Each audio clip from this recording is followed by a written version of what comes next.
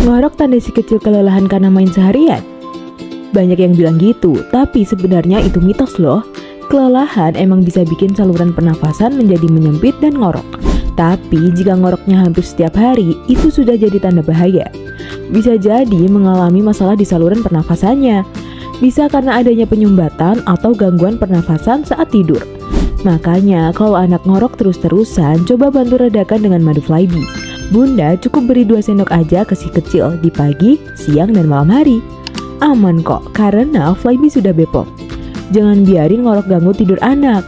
Stok madu Flybe di rumah sekarang juga.